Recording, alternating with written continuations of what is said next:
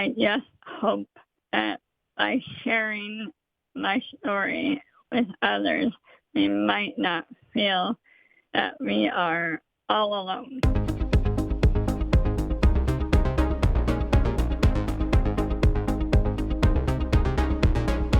Welcome to the Telling It Our Way podcast. I'm Allie. And I'm Becca. In this podcast, we bring you stories by disabled people about disabled people. Stories from the daily lives of self-advocates with intellectual and developmental disabilities. These are real people with complicated lives. They don't want your pity, and they don't exist to inspire you. This is not inspiration porn.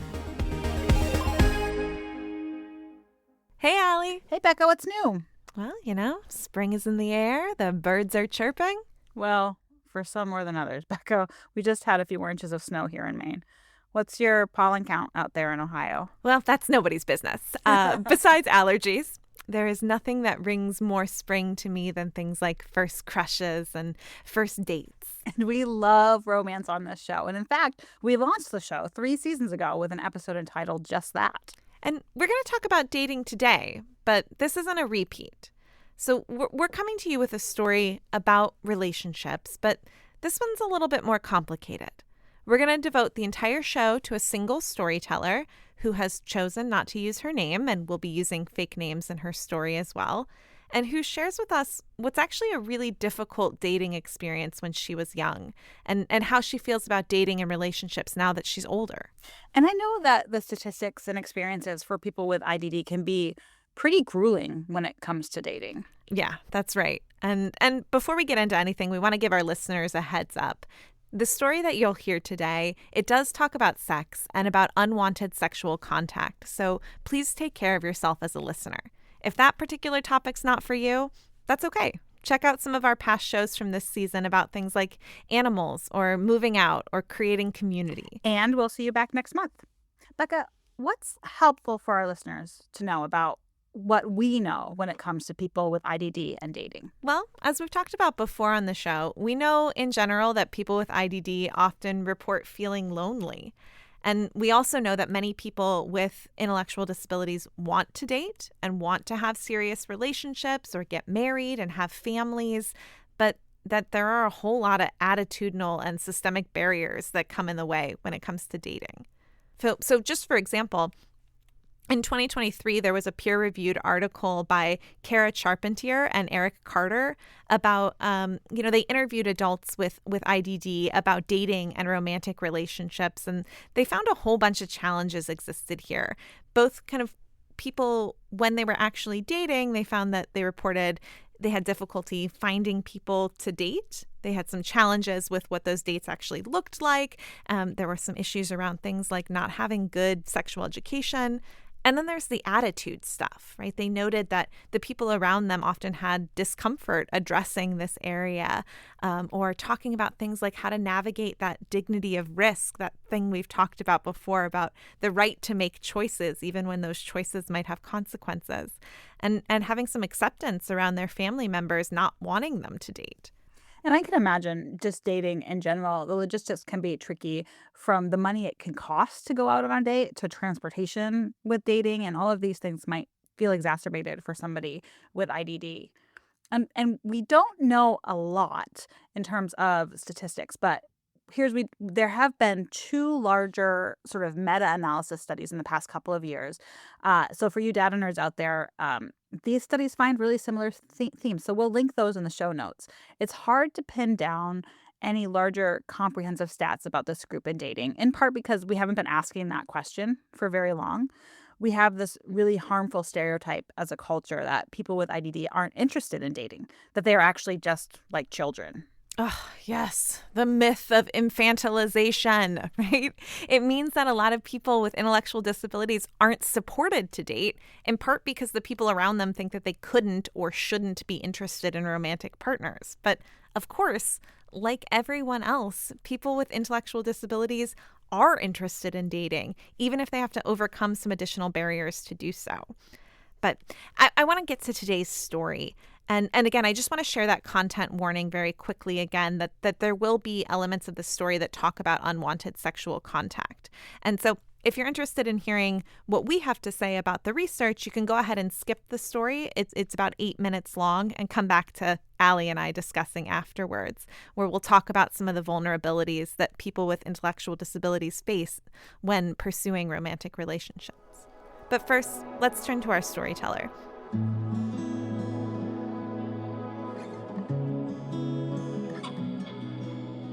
I've been out of the dating world for quite some time, but every time I see couples, it's like in my heart, I want to be them. I want to be important to someone. I just wish it was me. I'm very loving. I'm very caring. It just hurts. Like maybe I'm not meant to be with anybody.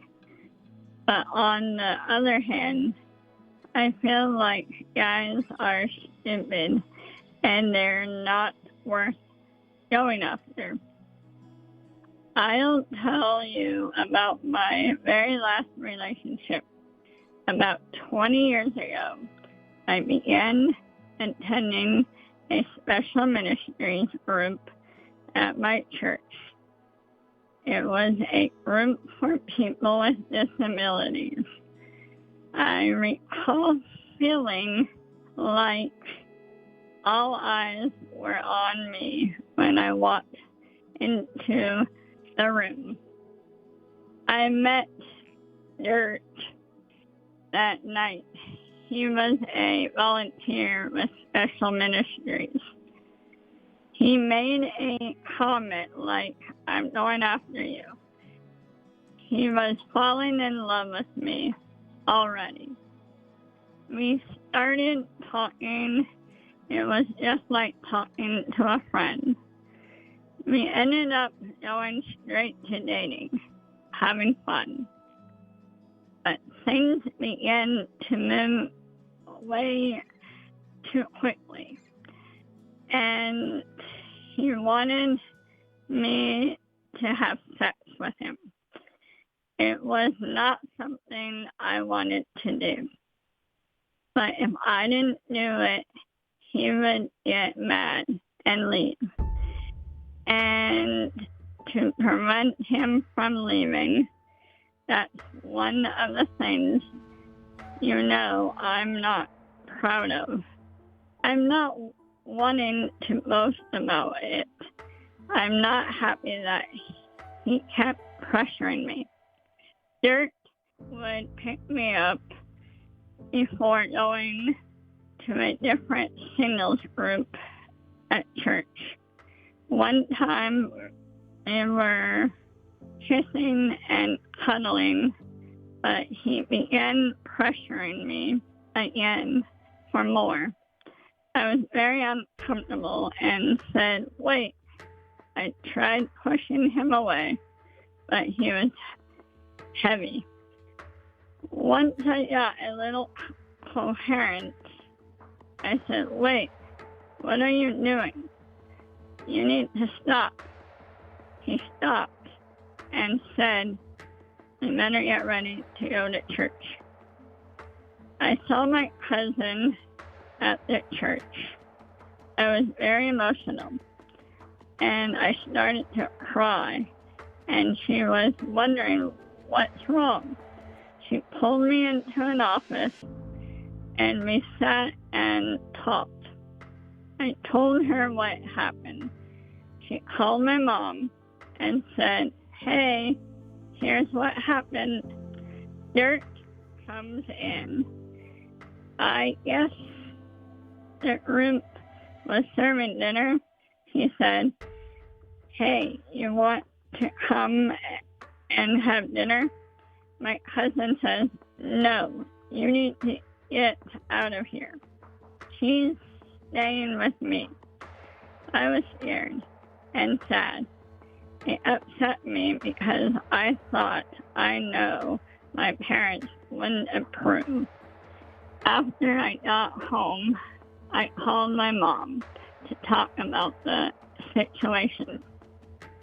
I was afraid. because she doesn't like what goes on. But I told her, and I don't think she was that mad. I tried to tell his sister what happened, but it didn't go well. She blamed me. However, I learned before he met me, Dirk had an intimate relationship with a girlfriend he lived with. My mom was upset, but I remember that night at church with my cousin. She was like, I wish I would have been there to hug you and love on you. But she was at home and I was at the church. Things were still uncomfortable between us. We broke up and ended things. I don't try to bring this up a lot. I don't want to remember the past. I still feel embarrassed talking to my friends about this. I don't know how the other person is going to react. I blame myself and still feel vulnerable. I'm a very giving person. As a person with disabilities, I feel I've been taken advantage of. I don't want to get hurt again. I don't want to have the same thing happen again. It's not a joke. This really happened. I'm just glad that I'm done with that relationship. And I know I may not be the only person, the only young woman that this happened to. I just hope that by sharing my story with others, we might not feel that we are all alone.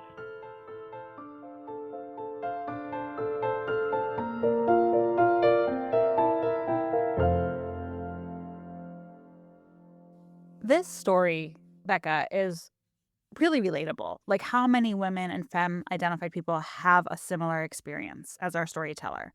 And I love how she ends her story understanding this, that she's going to be helping others by sharing this. Oh, I totally agree. I'm so honored that today's storyteller chose to share her experience with the podcast. When she first approached me about sharing this story, I had no idea it was going to be this experience. She said that she had a story about dating. And she told me that it wasn't a story she shared with a lot of people because, as she says in the story, she's worried they might judge her or blame her for what happened, even all these years later. And I think that feeling of kind of self-blame or shame, it can be really common in these kinds of situations. Yeah, and for our listeners, if you've experienced any kind of sexual assault or violence or unwanted contact, or you know someone who has and want to talk anonymously to a safe person, please visit www.rainn.org, or you can call 1-800-656-HOPE, chat live with a professional on their website, or text HOPE, which is HOPE, to 64673. They also have a WhatsApp. All of this is in our resources on our website. Definitely use it if you need it. Tell your friends about it. These guys have been doing this for more than 40 years. So just to share a little bit about some of the statistics here. So according to some recent stats from the Centers for Disease Control, we know in general, in the general population, that 1 in 3 women and 1 in 6 men have experienced what's called contact sexual violence, which includes things like rape or sexual coercion or unwanted sexual contact. And often this happens before you turn 18. Yeah, and unfortunately, we don't have stats for trans and non-binary people at this time. That's posted on the CDC.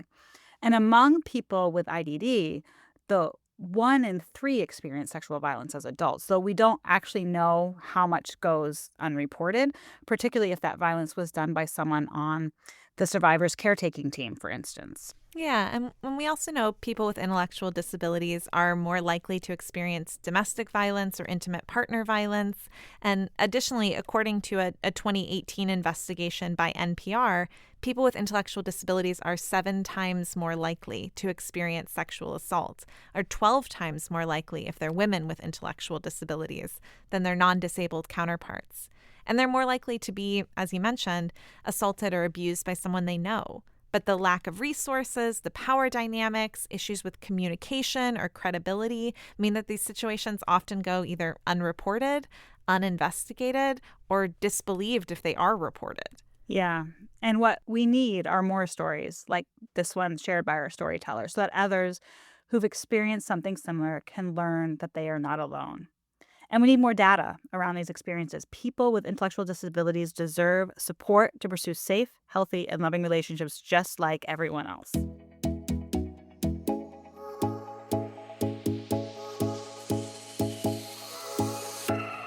I'm honored that our storyteller entrusted us with their story today. And before we end, I want to make sure I thank them and our associate producer, Connor Smenner, our Telling It Our Way advisory board members, Dorita Fox, Quinn Thomas, and Gavin Daly. And special thanks, as always, to WGTE and our producer, Chris Piper. To access transcripts for this show and any other show notes, please visit wgte.org/ourway. I'm Allie Day. And I'm Becca Monteleone. And you've been listening to Telling It Our Way. WGTE. Voices around us.